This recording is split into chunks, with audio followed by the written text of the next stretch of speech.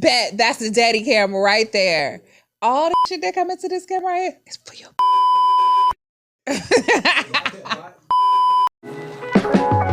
What does it take to get over you? I'm gonna need me a wraith to get over you. Why don't I clean up my life? I'ma need me a wraith. So dirty.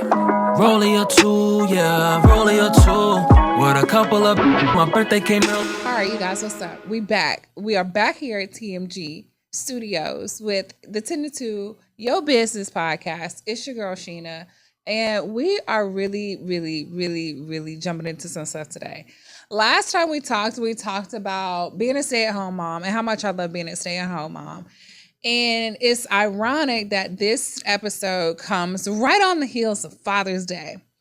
And Father's Day has caused me quite a bit of reflection. But before we start reflecting, you know the business. Go ahead and like, share, and subscribe to the podcast. Subscribe to the YouTube channel, to the Spotify, to wherever you are seeing this at. Make sure you hit that follow button. I follow back, okay? And engage. You don't like my lipstick? Say something. You don't like what I got on? Say something. You don't like my shoes? Say something, okay? I want y'all to interact. I want to interact with y'all. And I want to hear y'all thoughts on the issues that I come up with in my own head too. So welcome back. Welcome back. We are here. Season 5, right? Halfway through season 5. A little more halfway. Last week was halfway. And then today we are, like I said, at a really good segue into why I love being a parent to why I hate my parents. I don't hate both of my parents, just really one of them. Because whatever. But on the heels of Father's Day, let me just say, it's one of the holidays I love celebrating. So I'll start there. I love Father's Day. And I think that's why it hurts so much, because I really would love to be a daddy's girl. I would love to have sat and talked the things. I would love to have a protector for a dad. I would love to have a dad that shows up. I know that I can depend on. Like, that would be so cool to have, right? That would be so cool to have.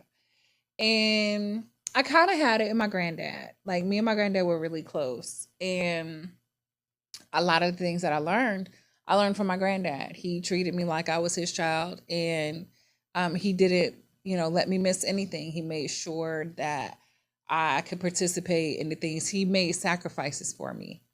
I think that's one of the biggest lessons I learned about my granddad. He made sure that I was, the prettiest girl at church every Sunday. And he was going to walk me down the aisle because he was the lead usher. And he was going to make sure I sat in the very front seat. And then I got to be in the Christmas pageant. And I wanted a role that spoke, like, no kidding. And he really advocated for me to do this first time I played for the first time. And he wanted me to have a speaking role. And he was a barber. He had a barbershop in our backyard. And it wasn't anything my grandfather couldn't do. So he set the bar psychotically high for what a dad was. He had 6 kids. My mom is a middle child. And every single one of them are obsessed with their dad. Like, he was the best dad ever. So he was the picture of what our dad thought dads were supposed to do. And as a young kid, my parents were military. And for a while, my dad was stationed in Turkey. He was stationed in Florida. So it wasn't unusual for him to live other places. But when he did live close, he wasn't that active. I can almost remember this summer when things kind of changed. And my grandmother was very, very into it. His mom, right? My dad's mom. Me and her are probably closer than anyone on the planet. She's more than my mom. She's more than my dad. She's more than everything. And that was kind of maybe the curtain or the shadow that made it seem like I had the best dad ever. But it was really, I had the best grandma ever, who was a really good mom to her own son and making sure that his kids were taken care of. And the older I got, I started having children. I started seeing similarities and things that I did not like in my relationship. And those were some things that I felt from my dad, like that missing. He just don't get it. He has to have it his way. Like, stupid stuff, he's going to lecture you. Like, I got lecturing honest. Like, I got talking honest from my dad. there are so many similarities, and it's even frustrating with that because it's like, how do I know what to do with this stuff? Like, you've lived your whole life being this way. You should have some advice or something. Like, that's what dads do. Dads give you advice. And he don't know no more than I know. If that. We've just drifted and lived so many different lives that it's hard to remember that that's my dad. And if I take away the one time he came to my wedding, if I take away the time he came to graduation, if I take away the surprise that him and his girlfriend made for me when I opened my business, if I take all that stuff away, I don't have a dad. He doesn't call and check on me. He doesn't tell me anything. The only thing I know is like he doesn't like Trump, but like join the club. None of us do. So I don't know. It's almost like grief. You grieve something that is right in front of your face that you should have and you think you're entitled to, but you're not. And that's what sucks. So as I start to unfold and undo all these, expectations that I should have, I'm a super high achiever because that was the only way I would get my dad's attention, or the only way I could, be seen was when I was doing something extravagant. When I was in the military I can't even say that because he never came to graduation for that either, but whatever. I used to be on the news all the time and I would send the news clips and he'd be like, "Oh, you wore a t-shirt for the news?" Like, bro, I'm on the news. What you mean I wore a t-shirt? Another t-shirt? Yeah, because I'm just existing, right? Like nothing ever became good enough. And then I really had to sit down with myself and I was like, yo, who the fuck is this nigga to be telling you what's good enough?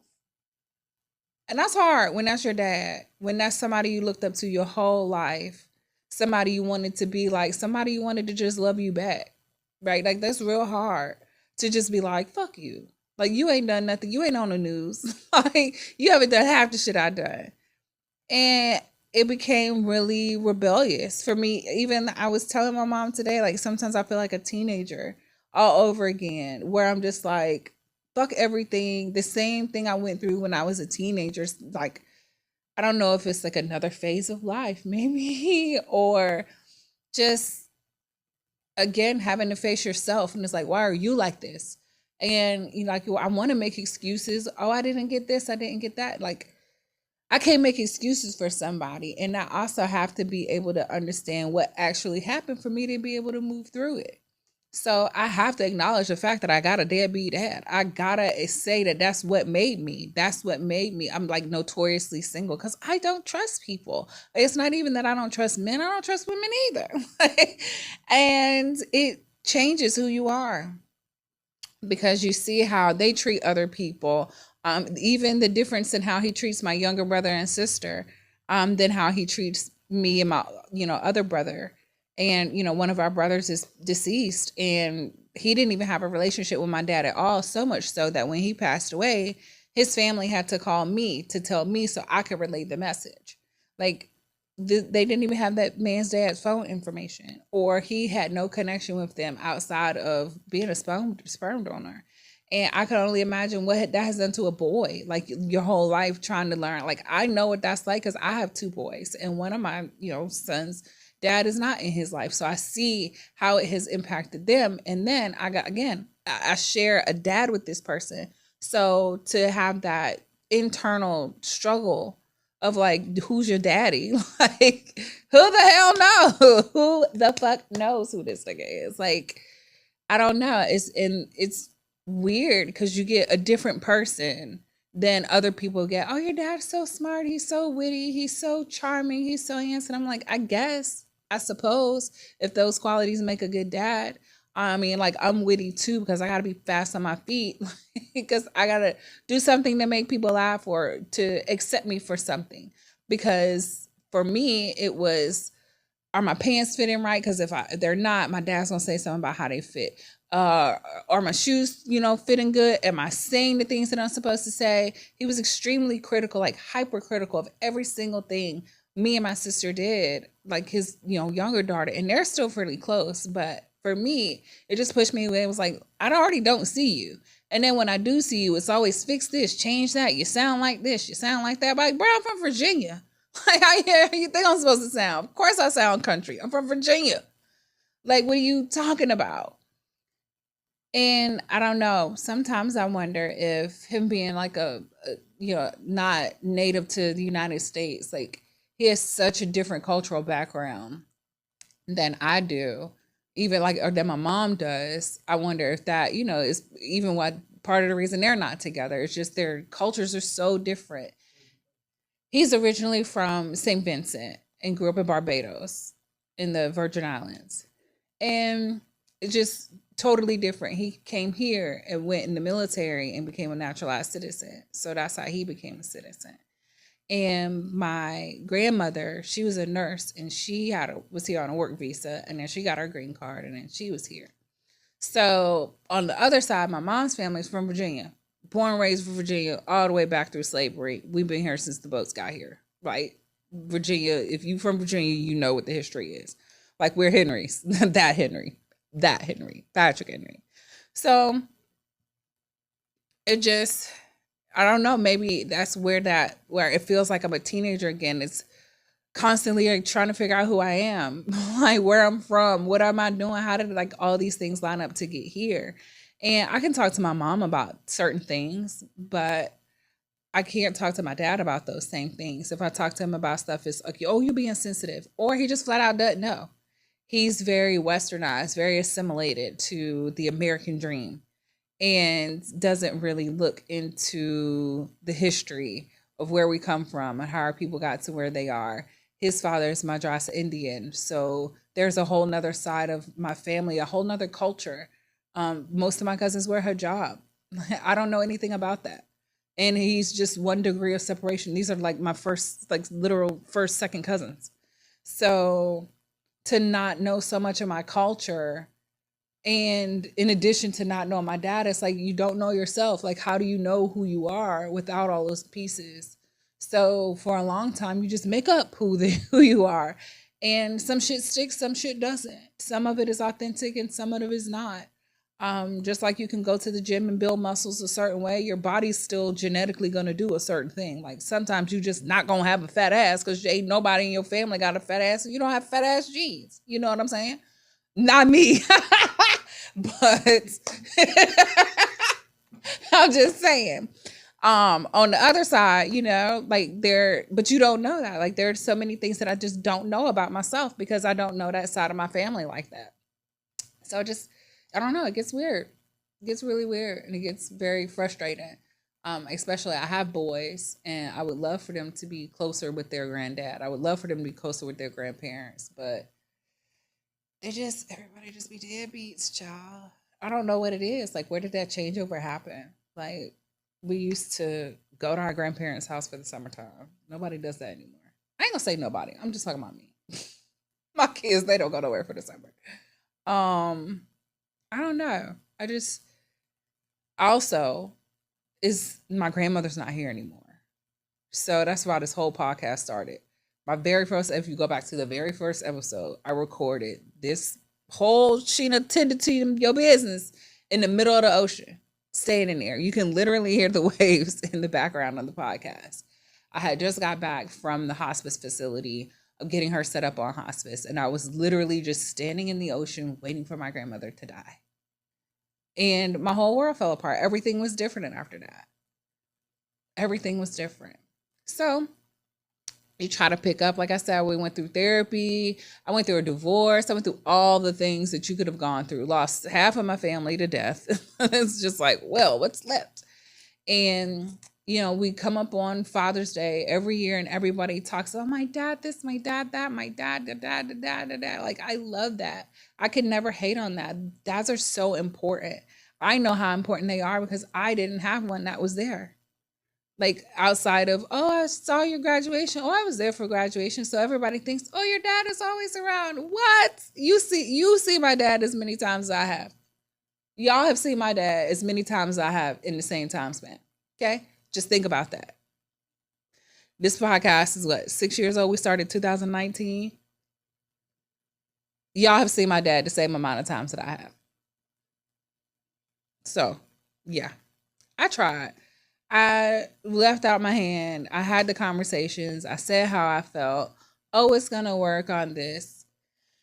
About 2 years ago, I had reached out to him and I was just like, yo, like if you need anything, I'm here. Let me know. Like we got room. I bought this house. It's just me and the boys. Like if you ever need a place to stay, like whatever. Like I just want to, extend out my hand, be a good daughter. Like 2 weeks later, he asked me like for $1,900 out of nowhere. And I'm like, bro, where am I supposed to get that from? Like, never mind. You've never given me $1 in your whole life. Never. Never. My dad was not one you could call and be like, hey, I need. No. So I don't know. I was just really taken back. Like I extend out the grace to you and you immediately be like, I need $1,900. Okay, Mr. Go Funny. I can't help you. Like I can't help you. If you need a place to stay, I got you. But I'm not sending my hard-earned cash down there for whatever. I don't know what you're doing. And I'm not accusing him of having any problems. Like sometimes I wish you would, so I had an excuse. Like I wish you was a crackhead. I wish you were a crackhead. So at least I could be like, my dad's a crackhead. And they were like, oh, we understand why he's not there. Like, I wish I had a reason. Like, oh, he's not a drunk. He's not anything. Like, my dad's a diabetic. like, that's it. That's all we got. And I don't know. As I come into this, again, rebellious whatever season, I don't know. It's not my job to hold your secrets anymore. It's not my job to shelter people from the shitty person or people that are around me. Like, it's not my job to make you out to be a better person because it was never your job to be a better person to me. So, fuck out of here.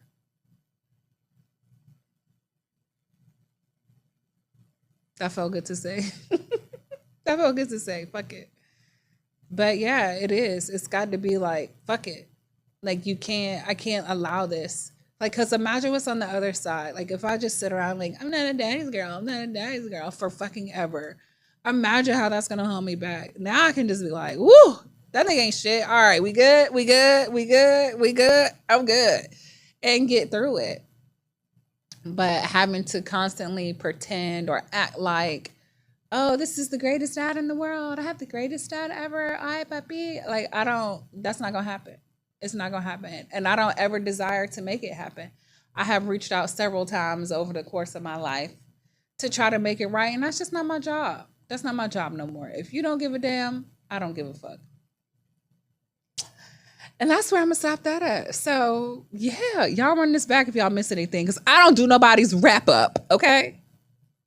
Oh, do go back and listen to the other episode. I would like to hear the difference. I'm going to go back. I have to live stream me listening to that episode of what we talked about. It was probably some bullshit.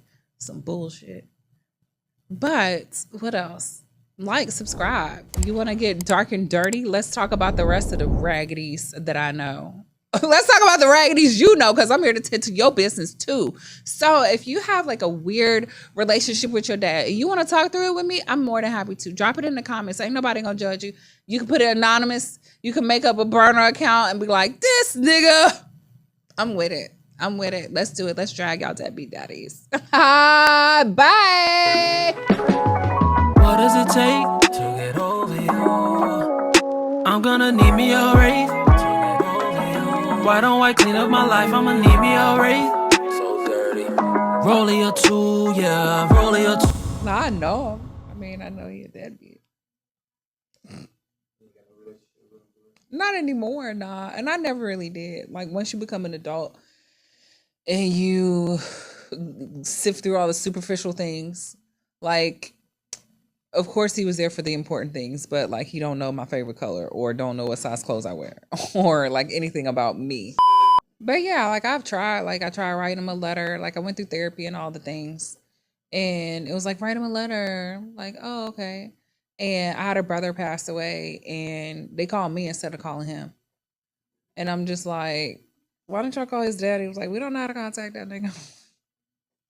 I mean, yeah, I did, but I now have become the first point of contact for that kind of stuff. And it was like, where's your dad? I'm like, he's not. All these bitches is my sons because he don't act like no dad.